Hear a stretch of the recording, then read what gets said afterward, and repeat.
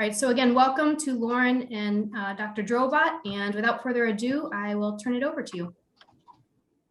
So hi, everyone. Thanks for joining us today. Again, so I'm Lauren Slater. I'm at the Providence BioMed Center. I'm a nurse practitioner there who I specialize mostly in kind of bioidentical hormone replacement therapy.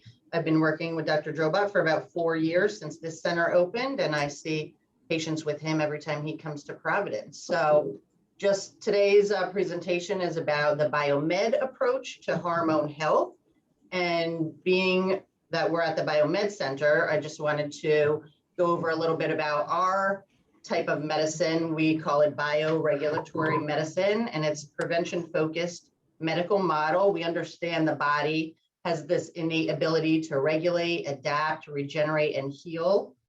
And we keep this in mind when we are thinking about all our treatments and kind of looking at the whole person from a biological standpoint.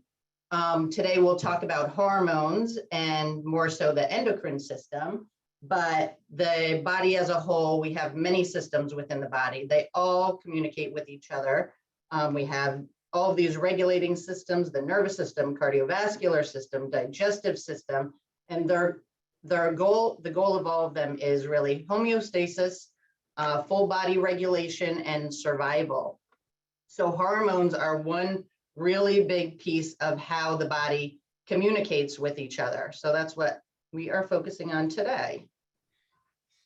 So what are hormones, Dr. Drobot, from a biological standpoint? Hormones are absolutely wonderful things. Dr. Cooper, I see you on this thing. I was just scrolling through. I just wanted to say hi. She's a friend of mine in Canada. Hormones are chemical messengers. We have different glands in the body. They all come together, called our endocrine system, and they produce things that either tell things to go up or tell things to go down. And they're absolutely wonderful. And I'll preface this by, a lot of times when we say hormones, a lot of people cringe their face and they say, oh, I don't know what I should do with hormones. And you have to understand that everything with the last name hormone doesn't mean that it's good and doesn't mean that it's bad. And when we say the word bioidentical hormones, as we continue this discussion, you have to remember that you produce these hormones throughout your entire life in different degrees. And these hormones, as far as a biological perspective, really help do a lot of housekeeping. And when we have hormones that are confused, or when we have hormone balances that are confused, that is where we get into kind of a hairy situation. But overall, we start with some hormones, adrenal hormones, and then when we go through puberty, we get reproductive hormones. And then when we get a little older, like I do, our body says you're done breeding, and then we need hormones to carry us through some of the best parts of our life. So when we go through them a little faster than we should, then we're having a discussion on, should we replace, how do we replace, and what's the benefit of replacing? So hormones are really chemical messengers that tell cells to do something or tell cells not to do something. And I mean, there's a whole, we could go in, like I said, with Katie, 25 hours on what hormones do, but I just want to preface this by saying they're not good, they're not bad, but they are necessary. How about that? So these are the basic things that they're responsible for. And these are why kind of at every consultation, we look at a full panel of blood work to kind of see where all these hormone levels are at. So growth and development, metabolism, sexual function, reproduction, and mood, which people don't always attribute hormone levels to, actually. And then there are over 50 hormones in the body. We commonly think of, we say hormones, we think of estrogens for female, we think of testosterone for males, but we have all of these hormones that are all messengers, are all talking to each other and talking to every cell in the body. So when we think about hormone balancing, we're looking at all of these different levels, and we're wanting to balance and regulate these different levels. If you're deficient in one area, it's definitely going to pull from another area. So we have the thyroid gland we look at, insulin, pancreas, serotonin is a neurotransmitter in the brain, that's a hormone. Cortisol, that's from your adrenal glands, that's your stress hormone. Adrenaline, that's when we really are in this sympathetic activity. We get this adrenaline pushed out. Growth hormone is another one that commonly kind of goes down with age, and it's responsible for repairing your tissue, rebuilding your tissue. So that's one we're looking at maybe optimizing later in life. Anything else there, Dr. Drobot? Why are they all important? All of them as a whole. The balance is important. And we have to look at, when we bunch hormones up, we look at three little buckets of hormones: metabolic hormones, which are thyroid hormones. And again, when we go see endocrinologists, it's kind of interesting because we've specialized these hormones with specialists to not have anything to do with the other. It's like going and saying, well, what's your left hand doing, without saying, well, your right hand compensates for that. And so oftentimes, unfortunately, we specialize these hormones to say you have a thyroid problem. No, you have a hormone problem. Or you have infertility. No, you have a hormone problem, right? Or you have stress. No, you have a hormone problem. So when we look at these hormones, we have to understand that they play, it's like an orchestra. They all play with each other. So when I have a patient, and this is over 25 years, and I'm still having this conversation with endocrinologists, nobody just has a thyroid problem, right? Unless you've had your thyroid removed, then you have a thyroid problem. When you have an endocrine problem, you've got there from some strange reason that say that the hormones went out of balance. It's impossible to look at hormones, and that's the beauty and the curse of it, without looking at the three buckets. So you got metabolic hormones, which essentially is your thyroid. We have reproductive hormones, which are ovaries and testes. And then we have survival hormones, which are adrenal glands. And when we put all these hormones together, we have to make sure that they're playing the right song every single day, because they all have times in the day that they want to sing the loudest.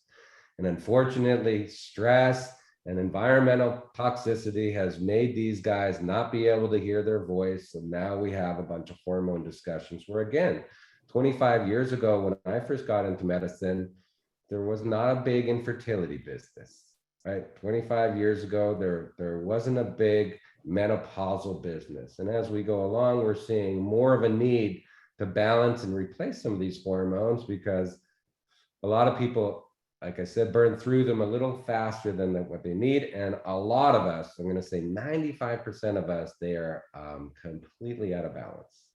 And so if we want to live long lives, we have to make sure that everything is balanced. That doesn't mean they're high, doesn't mean they're low, it means they're in balance. So we do have a lot of, say, women who are in the menopausal age. And like you're saying, we didn't see these problems so prevalently 20 years ago. And one of the reasons definitely is that there's a lot of estrogens in our everyday food, preservatives, plastics.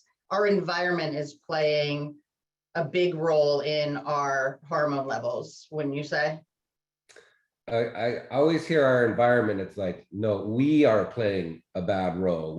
The environment is a pretty passive creature. We do things to our environment. So we might as well take credit for that. And we'll say, I'm going to say 95% of infertility is caused by things we've done to our environment.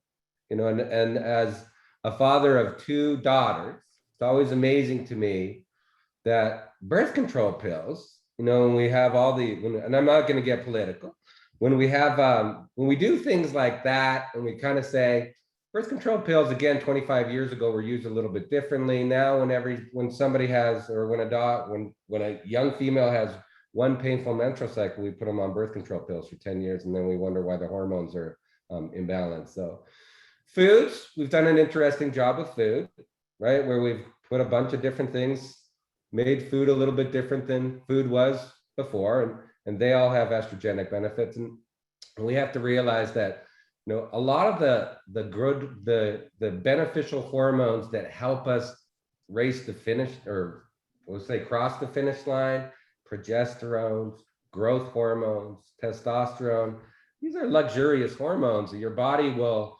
have to do if it has the ability to get to that point. Survival is always the most important thing. So when we look at a hormone tree, and we say, what is the food chain of these hormones? They come off with survival and dealing with inflammation from the environment way before they'll end up being nice things like growth hormone or reproductive hormones. So, I mean, they're important for survival. And unfortunately, that's where most of our hormones get spent these days, just dealing with our environment. We don't have a lot of luxury hormones because our body doesn't put this retirement savings plan into effect and say, you're going to need all these hormones for the next 40 years. It says, let's get through the next 40 hours. And I mean, there's a lot of noise on our nervous systems. Our nervous systems basically call for what the hormones are supposed to do. And depending on how we perceive our environment, those are the hormones we're going to produce for the day. So why are they important? They're important to live long, healthy, happy lives. So that's the sort of patient we're seeing initially at the BioMed Center. For whatever reason, they come in, say they have chronic disease, they're a younger patient with IBS. We do see these young adolescent females who are having these hormonal related problems. Everybody sort of has the same screening with this full comprehensive panel. And because it's so important to look at hormones across the lifespan, what's pulling them down? Is it chronic disease that we have to address? Is it this puberty? Is it nutritional status? It's very interesting to look at the different hormone levels based on what the patients are presenting with. And then that kind of goes into treatment options, because everybody at different stages of their life, and depending on sort of what has been taxing their levels, the treatment options are very different. So you start, Dr. Drobot, with kind of lifestyle and maybe supplemental changes to kind of replete or give back these good levels of hormones. And what might that treatment option look like? Right. So there's always an either or, right? When we're talking about testing for hormones, we have different ways to test. And again, in medicine, we don't test for hormones because we don't pay any attention to them, but they are hopefully in the future, we do kind of look at testing for hormones. Like now we look at testing for vitamin D. Trust me, 10 years ago, nobody wanted to test for vitamin D. And at least, everybody kind of poo-poos conventional medicine, but we're learning, right? We're coming into the new age. So we can either do blood, saliva, or urine testing for hormones. And a lot of people spend a lot of money on different kinds of hormone testing. And really, to get your foot in the door, probably blood testing, because blood is what you have today, and salivary and urine hormones or what you have in the bank account. So there's different ways to measure it, and there's also different ways to treat it. And when we're talking about lifestyle stuff, again, the number one thing to get hormones in balance is to have a routine, which nobody has anymore. So farmers have great hormones because they woke up in the morning with the sun, they worked hard, they produced testosterone, they went to bed. And so we know that from these cultures, and we'll say, North America, let's take North America. Now, some of the other areas have changed, but menopause is definitely not a disease. And unfortunately, we treat it like it's a disease. And it was never supposed to be a disease. It was just supposed to be symptoms. And when you still go to other places in the world, they'll be like, I don't really understand this thing, right? Like, what are you guys talking about? And it's because they've still maintained their food source. Now that's changing. And they've still maintained their routine. And they live in communities that keep stress levels down. So when it comes time, females are born with a certain number of eggs. Okay, the hormones will not extend those eggs. We're born with a certain number of eggs. Depending on how many children you have, we're going to run out of those eggs sooner or later. And then your adrenal glands, and again, your adrenal glands are supposed to be your backup power plant to carry us through 100 years of hormones. If they have been irritated, or if you have chronic inflammation, or if you have eaten a bunch of foods that you weren't supposed to, or number one, if you've been under a ton of mental, emotional stress, you will not have the latitude to produce the little bits of estrogen, progesterone, and testosterone that you need to, and you will have symptoms. Symptoms like hot flashes, symptoms like mood changes, symptoms like fat deposition. And so when people say, how do I treat without using hormones with lifestyle? It's like, get rid of a lot of the life, right? And get your style back. That's what you're supposed to do. Say, if people come to me and say, how am I, and I've seen this happen, and I can go to any professional and they say, how am I going to make it to 100? And you talk to your financial advisor, they will say, stop spending. I know this to be true. I've seen this a lot. And when I talk to patients, stop spending, right? You're supposed to, when you retire, you're supposed to take a step back. I've seen these commercials. Again, I'm not going to say this July 4th, Katie. I'm not going to embarrass myself. But I was just asking, because in Canada, we used to have something called Freedom 55, which meant by 55, you were supposed to hit a Tim Hortons coffee shop, and there you're supposed to be like yakking it up with your friends, not having any stress. We get off our combines and our hormones were able to carry us for the next 45 years. So the number one thing is don't blow through them, just like your retirement savings plan, right? Don't blow through them. At 50, we take a look, we say, maybe I need to get rid of that person, or maybe I need to get rid of a couple of those things, or maybe I need to go ahead and focus on myself, and then I won't spend so much. And then I don't have to go to Lauren Slater, the wonderful nurse practitioner, and say, what happened here? And she will run your blood test and she'll say you're broke. And then you will say, maybe I should take $500 worth of herbs to try to get some money back. And I'll say, maybe you just need to get some money.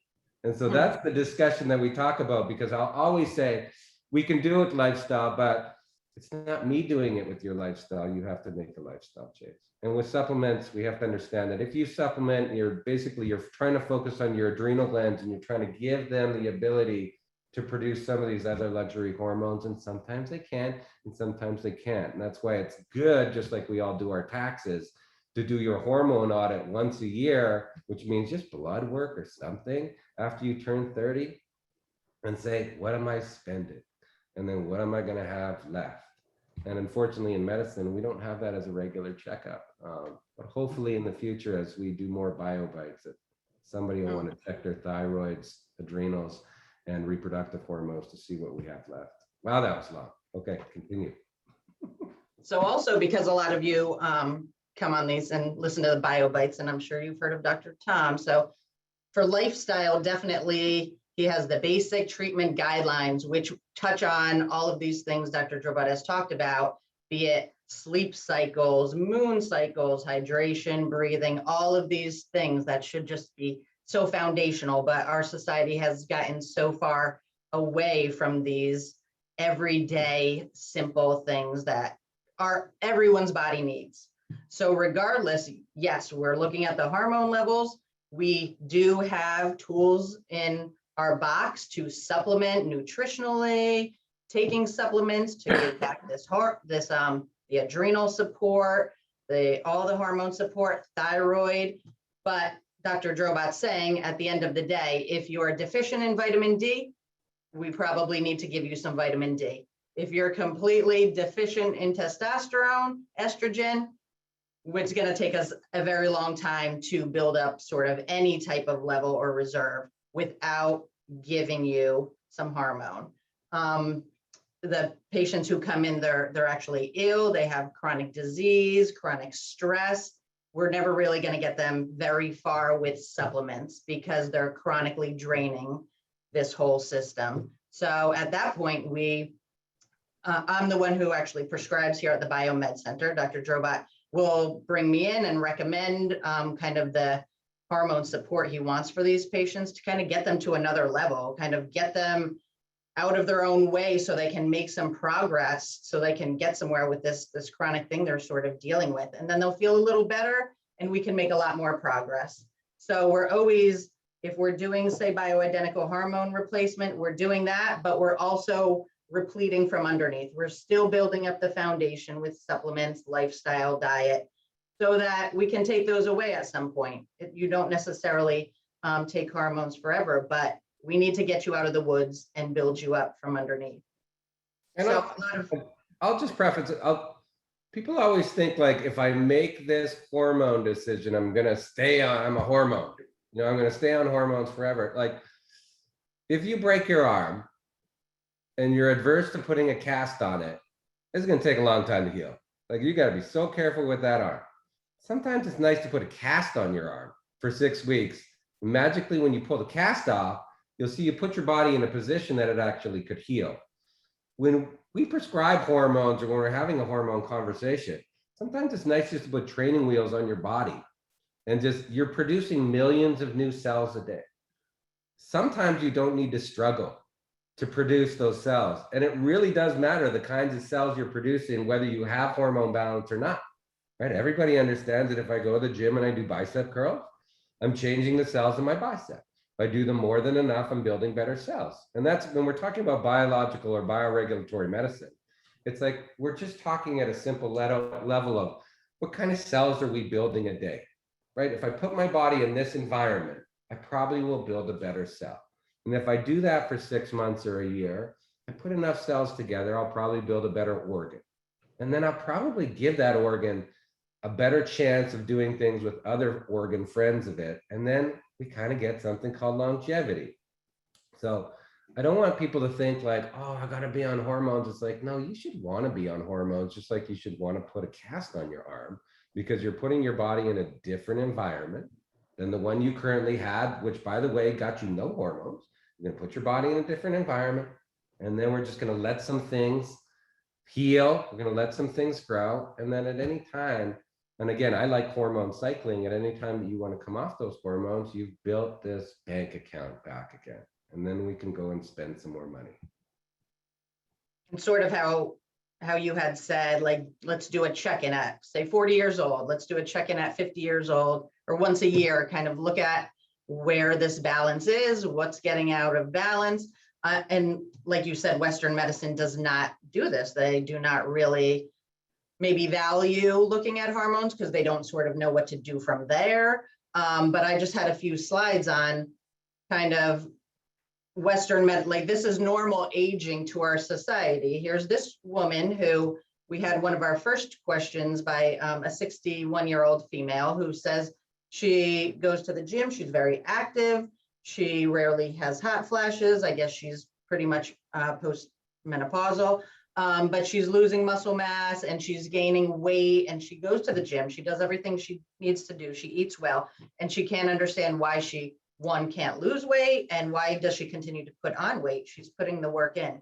But this is normal aging for us. Women start losing, they're not producing their hormones anymore. Their adrenal glands are completely burnt out. We've worked 40 hours a week for our entire life. So the adrenal glands are not picking up when our ovaries stop producing. And you have this sort of this classic look of maybe she has a little hypertension, cholesterols are being monitored, maybe blood sugars are going up. You see this fat deposition around the organs in the middle that you can't lose, maybe brain fog, fatigue. It's just classic middle age that we think is completely normal. For men too, you lose some muscle mass as you age. Again, you get this fat around the middle, around the organs, less lean tissue, increased inflammation, same with the cholesterol, and all of these issues. So it is a theory. It is a theory of aging. Are we aging because we're losing our hormone levels just naturally, the natural progression, and that's leading to aging? Do chronic diseases sort of manifest over time as our bodies don't have the fuel to regulate itself like they used to?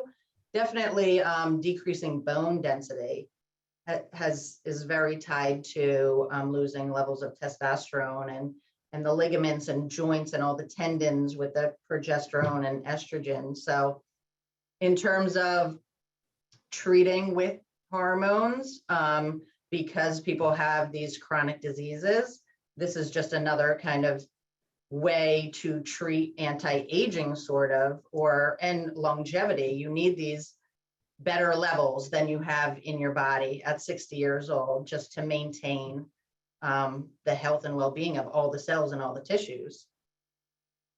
So longevity focus too. And again, I think we have to understand and again, all the people on the call, like what is the goal? Like, what do we want to do here? And people will say like, I don't think I want to retire. I don't want to knit when I'm 60. It's like, okay, well, if you want to keep doing what you did when you were 30, probably need to pretend we're 30 a little bit biologically, because there's only so many things we can remove. Sometimes we need to add some things, and nobody wants to get older anymore. I don't think anybody wants to hang up their skates early. It's like everybody wants to we all want to do more for longer. And we somehow think that's just going to be possible if we have the same thing that we had, but we don't understand that we all did more than the environment, or we did to the environment. We did more to ourselves than we used to 30 years ago, right? At 50, I can't even imagine even if we looked at the amount of chemical that we were exposed to 30 years ago, and I wish somebody would do a study, and then we had like now the amount of chemical we get exposed to by the time we're 50, I mean, it would be embarrassing. And we just have to look at infertility rates and say, you know, they say in another 50 years, we'll probably be sterile, you know, if we keep going the way that we're going. So, I mean, we know that obviously we're disrupting hormones far before we used to, or far earlier than we used to. And I don't see it stopping. And then we could throw in this little thing called Wi-Fi, you know, which is really interesting on our circadian rhythm and hormones. And probably we're all screwed. So, I mean, then when it's like, what do we have to do to combat things that we want, that we have in our environment? Cheat. You know, I'm a user. I have no problem telling everybody I'm a user. You know, why do I use hormones? Because I have no interest on seeing what it looks like if I don't. You know, I feel great. I mean, I'm completely chaotic with energy, which everybody on this call knows. And I have no interest in seeing what it looks like without it. So do I do enough? You know, and I probably started 5 years ago just because I wanted to, because after being educated for a long period of time, and they'll say, well, if you don't need it, then why do you do it? And it's like, because I want to do a bunch of stuff 20 years from now.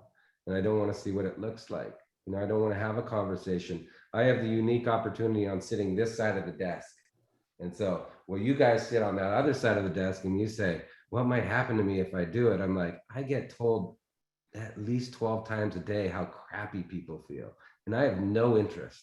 And these are all like great people, right? There's nothing wrong with them. They don't have Crohn's disease. They just don't feel well. And a lot of them are highly successful. And I see a lot of pro athletes. And if you look at their hormones, you would be utterly shocked to see, like, you take some young kids and you ram them into each other and they get some concussions and they have no testosterone.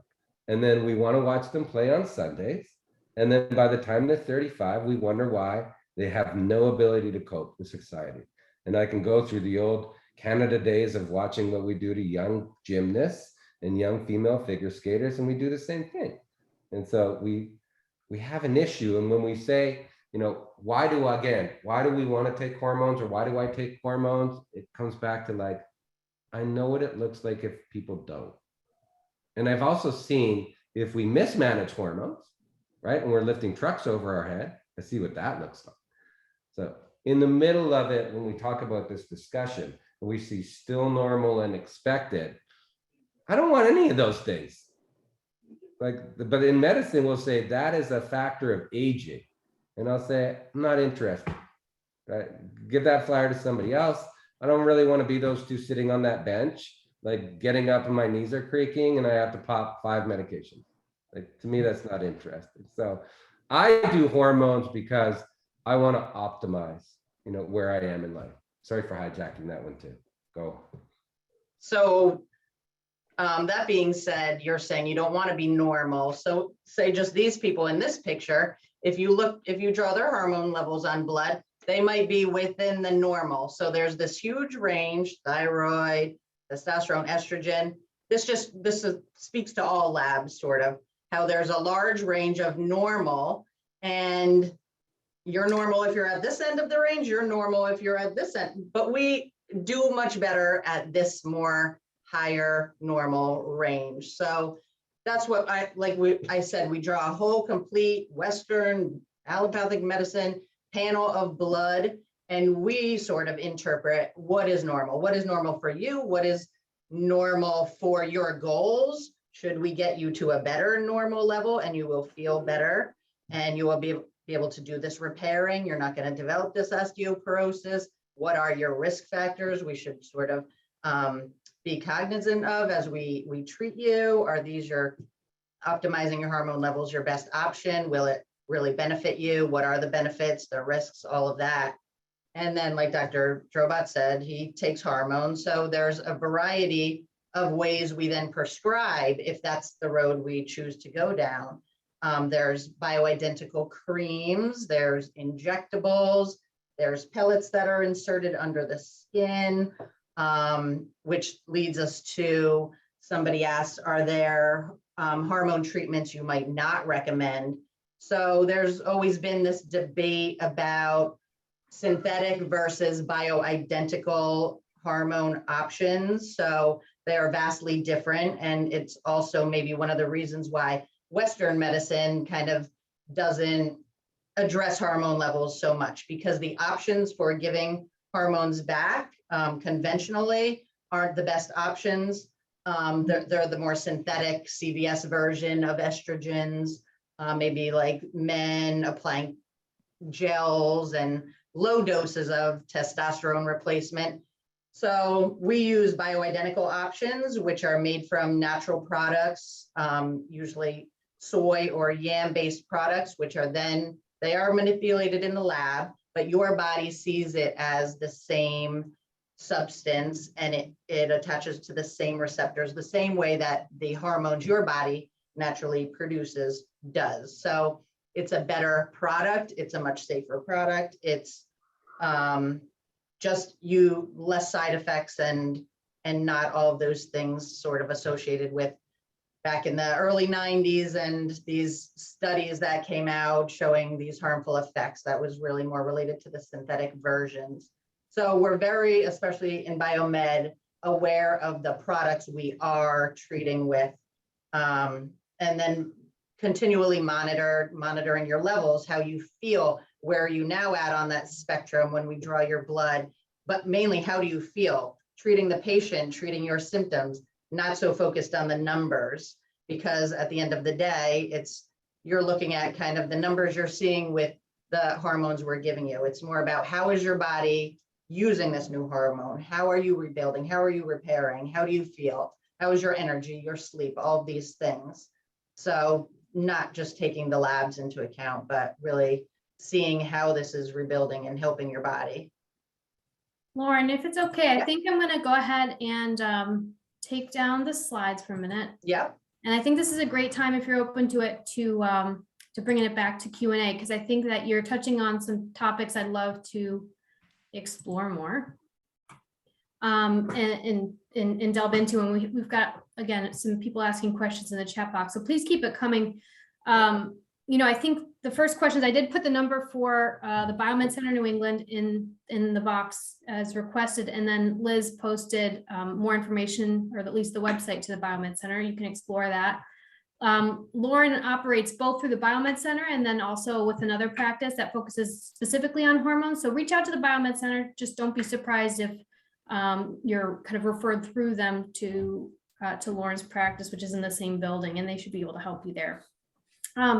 All right, let's come back to the one participant. Lauren, you asked this question earlier, kind of in the midst of conversation about the individual, the woman who sounds like you said postmenopausal, hot flashes. I'm sorry, not hot flash, no hot flashes, and quite active, but losing muscle mass and gaining weight that they can't lose. How can they manage their hormones? So you kind of went off quickly on the different options.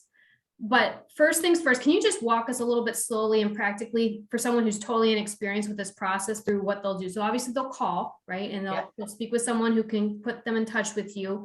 And then what's like the next step? So definitely if they're really just looking to kind of get a bigger picture of what's going on with their hormones, they can just come see me and I would look at hormone levels, thyroid, vitamin D, vitamin B, nutritional status, and all of their symptoms. And we would really focus on just the hormone piece.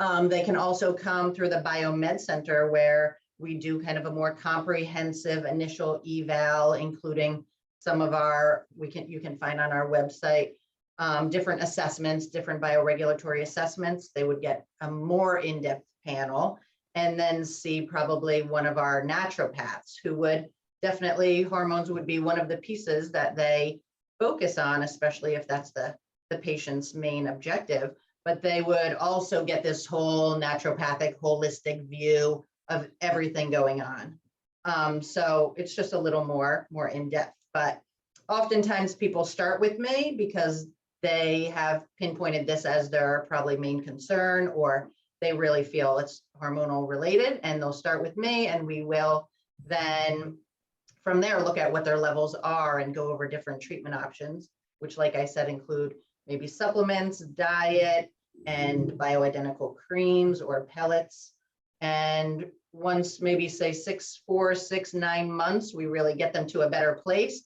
Sometimes they do come upstairs to the BioMed Center and start doing more things to feel better or be more optimized or focus on something else. Sometimes they're just, they feel much better with the hormone repletion and they go back and they lose the weight and they're feeling better and their symptoms have been addressed. And I just see them every 4 to 6 months or so, and we go from there. So it is really nice that I have the option of then like kind of taking them to another level if they come upstairs. Yeah. Let me interject on the topic of looking at hormones. Yeah. Am I correct that you can send someone a script to have blood drawn outside of the center, so you don't have to be near to Providence in order to have those numbers evaluated? Is that right?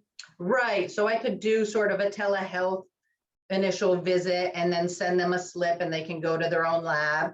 And then we could do telehealth kind of that way.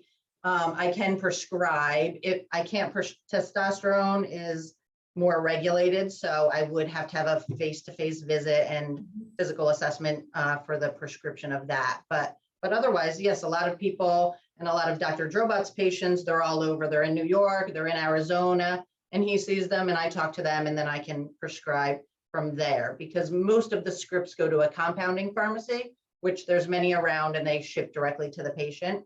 And then I can monitor their levels from wherever they live, because I can send them a slip and follow up on blood work and stuff. Great. And then Dr. Drobot, Lauren kind of mentioned people seeing, both of you are seeing a naturopath in combination with seeing Lauren specifically about hormones. I would assume that when they're seeing a naturopath in addition, now you're taking that data on hormones or the profile data and comparing it against data produced by an HRV or a therm or these other exams, right? And maybe a more whole picture. Is that right? Yeah, so obviously in Arizona, I mean, I have full script rights on the West Coast. So I mean, definitely no prescribing on the East Coast. It's a little different. But anytime you're looking at hormones, you know, you also want to look at its cousin, the nervous system. I mean, we all understand. We get stressed and we burn through hormones. Like, we can pretty much make this discussion. So I never really look at just hormones. I look at the nervous system, and it's pretty good these days. I mean, again, now with wearables, looking at heart rate variability, you know, now people can, I mean, it tells us we all suck, right? It tells us we need to get rid of everything and go to sleep at 8 o'clock. But I mean, at least you can see where the burn rate is. And again, it's sometimes when you know where the burn rate is, you can know how you're going to go ahead and preserve some of your hormones. I don't take hormones 12 months a year. I take them in cycles. And so I don't, you know, I make sure my body still works. But looking at nervous systems and looking at hormones, I mean, that's pretty much as complicated as you can get. You know, if you want to go ahead and look at all the dietary stuff, oftentimes that just burns more hormones because people are so stressed figuring out 50 more things that they can't do in a day. So I like to look at nervous systems, hormone systems. Beautiful. Thank you. Works for me. Yep. And then Cynthia had asked a question a little bit ago. Which hormones should be audited annually? I mean, if we, the last point on there, which is probably will be the most interesting hormonal piece that we study, is Alzheimer's dementia, you know, which is probably the most terrifying thing for everybody on a call, because you used to just kind of go in your nursing home and have a good time, watch some piano recitals. Now it's like people are so concerned with losing the ability to know your own name, that's probably, the brain is probably the most interesting organ that we never associate with hormones that we probably really need to look at. So when we're looking at a hormone audit, and I'll list them off, and nobody needs to remember them, but it's all the thyroid, so TSH, which is just that's oftentimes in medicine the only thing that we look at when we do a blood test is a TSH, which isn't even a hormone. It's something that basically talks to your thyroid and tells it to produce hormone. Unfortunately, that's as far as we'll go with a general annual physical. So all the thyroid hormones, TSH, free T4, T3, then we'll look at adrenal hormones, cortisol, DHEA, and then we'll just do estrogen, progesterone, testosterone. And I mean, it doesn't really vary between males and females. We have to understand that the labs, unfortunately, by the time we're 50, zero is still normal. And so somebody will come to me and they'll say, whatever, right? I went Mm. and I had this hormone audit and they said all my hormones are normal. And I'll say, it was at 0.1. Like, and they'll say it's still in the normal ranges, right? Because we don't really we don't have ranges. We just have, if we go to a supermarket and we test 50 people, if those 50 people are crappy, that's the range, right? That's how you fall in. So you can have normal and still be in the range. I like people to be in the upper 70th percentile. I don't need them to be over that, because that's another thing with medicine. We say, well, what happens when people are over that? It's like Goldilocks, right? Right in the middle. Let's just have it so that we're staying the upper 70th percentile, people do well. So every year, thyroid, no matter how old you are, when you're 95, because you might want to run a marathon, right? And again, brain health, right? Everybody says I'm doing this for muscles and I'm doing it for brains. And I'm saying, I want to make sure that I keep my aging quotient to where I want to, because I want to be able to tune into BioBites for the next 50 years, Katie. I want to have the cognition to do that. That's where it comes important. So every year, thyroid, reproductive hormones, I don't care if you're 60. Adrenal hormones, I don't care if you're 60. I don't care what, do you want to, I mean, at 65, I shouldn't be looking at people's bank accounts and saying, it's normal, you're broke. Like, don't worry about it. Like, everything's normal. You don't have to work anymore, so you don't need money. So it's still like, we're talking about well aging, not even anti-aging. It's a bad word. We're talking about well aging and saying, should have some left over because I may want to do something with it. Yeah. To that point, I mean, there's a couple different questions here, but to that point, one of the questions was kind of at what age can patients begin talking to their biomed practitioner about hormone regulation? Sounds like any age. If you're talking to a biomed practitioner, you should be talking about this aspect of health. Yeah. I mean, if you're talking to, if you're talking to a physician, you want to, and even if you're healthy, I mean, you should want to know, like, what have I got left? And again, if females, we do such a terrible thing, to females with antidepressants and birth control pills that, when they come to me and they're 22 and they're trying to have a baby, 22 is a little young nowadays, but when they come to me and they're 32, trying to have a baby and there's no hormones, I mean, it's a hardship, right? There's a lot of, and then the mental, emotional stress that goes into that, PMS, I mean, probably at any time you're old enough to get a physical, right? And you're done with college and you want to see what you did to your body at 25, probably just want to look under the hood and just see what it is. I mean, what does it cost you, right? Like, it's not like we have to do a colonoscopy here. Yeah. Doing a blood test. So take a peek at it, see what it looks like. And always, I hate in hormone testing when they say, well, I'm just going to do hormones. Females, always do your hormones on day 21 of your menstrual cycle. You don't have one, doesn't matter. But anytime you do, you always want to see when progesterone's the highest. That's my favorite day to do it, because at least, we get to take a peek at that and say, because estrogen, fat tissue produces estrogen. So oftentimes estrogen's not the problem, but for females, progesterone, testosterone, those are hard things. And you want to see in the cycle, and again, menstrual cycles are a whole nother topic, because a lot of times so irregular these days. It's supposed to be on the moon cycle, which is what we talked about. But day 21 to do progesterone. I like to have all females do their hormones on day 21 of their menstrual cycle. If they don't have one, I mean, we'll test it whenever and we'll try to get one back.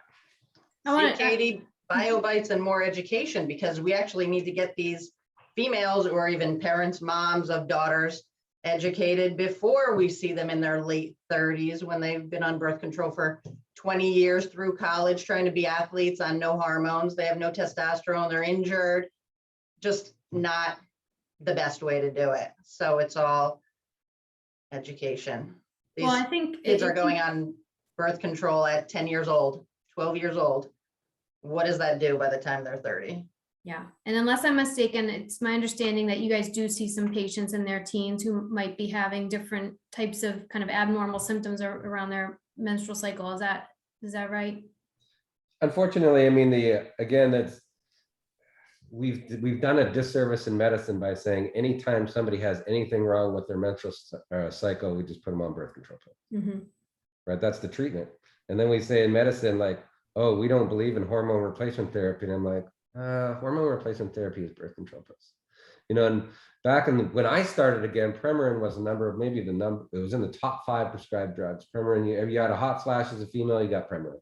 And they said, well, those were hormones and it caused a bunch of uterine cancer. And I'm like, Premarin was horse estrogen, right? Females like have 3 estrogens. Horses have 17. And so Premarin, we used to take pregnant mares, Premarin, pregnant mares, and then we'd go ahead and extract synthetic estrogen from them. And then we'd give it to you guys. And then we'd say, oh my goodness, look how bad hormones are, because they have no hot flashes, but they get reproductive cancers in the future. And it's like, that wasn't a hormone, right? That was a horse's hormone. And so it's, unfortunately, hormones are very much used in medicine, just probably not the ones you want. And unfortunately, a birth control pill is not a hormone, it's a medication. You know, the reason why we can't have a big talk about biological or bioidentical hormones is because we can't patent bioidentical hormones, can't patent a natural substance. So we're having this issue. There's not a lot of money to be made in studying or educating on bioidentical hormones because you can't really patent it. So we'll have lots of research on the other ones. There's a question in the chat box and I'll come back to it. I just want that person to know that it's been seen, but something else that you mentioned not that long ago, as you were talking about variability testing, stress levels, and aging. When you talk about stress, we think about the relationship between cortisol and your hormones. And can you just kind of pick that apart a little bit? How does cortisol and stress interfere with or interact with your hormones? Cortisol's king. Again, when you're looking at reproduction is not really something you need to do. Reproduction is something you might want to do. Metabolism is not really something you have to do. I mean, cortisol survival is what you have to do. So if we said, what's the biggest hormone disruptor? It's basically your brain, right? Your nervous system telling your body that you're under stress all the time. None of us, I shouldn't say none of us, a lot of us aren't under life and death stress, right? But biologically, our body produces cortisol believing we are. And so when cortisol comes up, metabolism and reproduction stop. That's why animals, when you have a breeding program at a zoo, you close off the exhibit, right? And they're like, I gotta get these cheetahs to breed. And then you don't want a little kid hucking popcorn at the cheetahs. You want zero stress, right? Because you want the cheetahs to be able to do what they need to do. So everybody's producing more cortisol than they used to because, again, a myriad of problems, right? Inflammation from our food sources, your nervous system getting irritated by Wi-Fi all the time. So you're going to have to produce more stress. And when you're producing cortisol, your body says, if you're under stress, you don't need to have metabolic hormones and you certainly don't need to breed. You have to remember, if you used to produce stress as a cortisol as a caveman, you're either hurt or you're starving. And then your body says, thyroid, I'm going to turn the thermostat way down because Katie's stressed, which means tomorrow Katie might not find food. So then we're just going to turn the thermostat down. And if Katie happens to run into a berry patch, we'll just pack a bunch of nuts for the winter.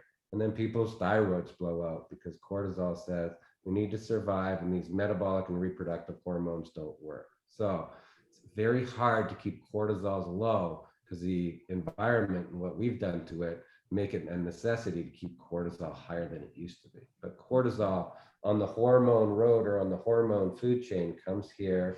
And the rest of these hormones are like, would be great to get to that point if we can feel like we're safe, right? If the environment feels safe, we'll breed. If the environment has something in it, we'll metabolize. Other than that, let's all get fat and then let's have no reproductive hormones so that we can just make it to next week. And that's cortisols are, and people say high cortisol is a problem. It's like, no cortisol is a problem. And nothing goes up that doesn't come down. We all have normal cortisol levels. They all go up and then we burn them out. They all go low. I'm tired of hearing you have high cortisol. It's like, no. Test your cortisol. You have no cortisol. You've passed the point of high cortisol. You have no cortisol. And that's why we don't have any hormones. And cortisol isn't a bad thing either. And we need to have cortisol because we need to have tolerance. And if we have tolerance, again, we can make better cells. And we can get to this metabolic reproductive discussion, but we can't do that if we don't have survival figured out. All right. So how do we stay in the good zone? How do we manage? Got to measure it. Because what's a good zone? They're like, I always come back to like, it's simple. People are like, I do my yoga every single, quiet. Like you just have to show me on a piece of paper that you have it, right? If sometimes the things that we do, are working against us, guess what is a big stress? Exercise. exercise is a big stress. Like I said, I see lots of athletes after every exercise, cortisol goes up. It's called a normal response. But you have to show me, because I'm tired of looking at pieces of paper and people come in looking for gold stars and they say, look at my lifestyle. I'm like, you take 1 million supplements and have no time in the day with all the healthy things that you're doing. And then you finish the day with your ice plunge, right? And you're exhausted. Like that doesn't seem like it's very healthy. So get a piece of paper, right? We do this in medicine. And then we just go ahead and do an audit again, see where you're at, and then we'll have a discussion. Because we have to say, first of all, what are the levels? And then we go a little step past it and say, where did it go? And then we can figure out how we're going to put it into the level we want to, and then work on the offside to say, let's not try to do the same thing we did before. Cool. All right. I hear you. Okay. All right. Back to that question in the chat box. Is hormone replacement compatible with peptide supplementation? Ooh. Yeah, so now we get into the more performance realm, and peptides are, I don't know, sort of the future of medicine. So peptides are basically a sequence of amino acids. Amino acids make up proteins, and you're giving peptides specific to your goal. So do you need repair, cartilage repair, performance, muscle building, neurological, sleep peptides? So they're kind of specific. You choose the peptide based on your needs, and then they're kind of more specific in that then they link up together inside the body when you give them and do that more specific repair, injury repair, tendon repair. So they do go nicely with hormones because you're doing this repair. Hormones are steroids. They're building blocks. They are giving your body fuel to do what it needs to do. I always say there's a list of benefits that you might feel when you give back or optimize your hormones. I don't know what it's going to be for you, because we are giving your body what it needs, and the body is smarter than us. It's going to take what it needs and do what it needs to do. So you might feel the cognitive benefit first, the brain fog goes away. You might feel energy, you might feel libido. So same thing with peptides. They are just another tool we have to either get the weight loss results you're wanting, or the kind of systemic repair because you've been an athlete your whole life and now your knees hurt and your back hurts and you have trouble getting out of bed and you just kind of need this cellular boost in repairing. So that they do go nicely, and a lot of programs do hormone replacement and peptide therapy together, I'd say. But yeah, we like them here. You like them for your athletes, Dr. Drobot? Are we talking pro athletes? We're not. We're yes. Yeah. I mean, it's always like us athletes, but that's yeah. They're messengers. They give good messages. Good messages. And again, when we're looking at, as we continue to live our life, sometimes it's nice for 6 months out of the year to help ourselves, right? I mean, we all do diet.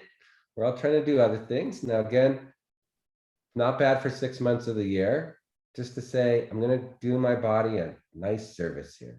And I'm going to give it some nice messages to help it heal a little faster. And if that comes in everybody's saying, well, that's not natural. It's like, again, nothing, we're talking on something that isn't natural right now. That's, again, we have this computer in front of me that is producing some things that's not natural either. It has a tax. So how many taxes do you have? How much money do you have to pay the taxes? Sometimes it's nice when you do other things that are biological to help you deal with things that are man-made. I guess aging and deterioration is natural. Right? Right. Dementia is natural, right? Dementia will be expected. We have a problem in medicine where we say this is normal. What's normal? Taking medications and chronic disease, that's normal. And that's like, oh, what do you got? Well, I got this. And it's like, again, not really interested in normal.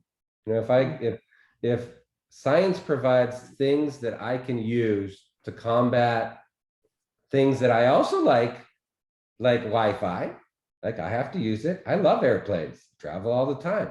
I don't think it's a great thing for my body. I don't think changing time zones all the time are a great thing for my body. So if I can use biological things to make myself better, I think that's a good investment. It's worth spending my money and time. Prevention, definitely preventative. Optimization, how about that? How about optimization? I'm not sure what I'm preventing. I'm not trying to get anything. So I'm trying to optimize where I am. Again, little misnomer in medicine when we say preventing, and that's conventional Western medicine hates the word preventing because we're just talking about like taking a vitamin D pill. I'm not talking optimization. Right. I'm not trying to get anything, so I don't want to prevent anything. Beautiful. All right. I'm looking at the clock and I really like that as our last note. So I think that we will wrap it up here, and I will just first thank you both for your time today. It's our pleasure to have you and to share in your wisdom or to benefit from your wisdom. If anyone on this call would like additional support finding resources, please feel welcome to reach out to me here at the Marian Institute. My email is kmannix@marianinstitute.org. I will put that in the chat box. Next month, we will be talking about clearing away brain fog with Dr. Todd Farney from the BioBites Center for Optimum Health. That is August 2nd at noon Eastern time. And my colleague Chris has posted a link for that. And then just a reminder as well, we'll put all the resources from today's talk, the video clip, a copy of the slides, and a transcript of some of these notes on our website. That link was provided earlier, and it will be sent to you via email next Tuesday. So thank you again for being with us, and we wish you all a wonderful afternoon. Bye all. Bye-bye.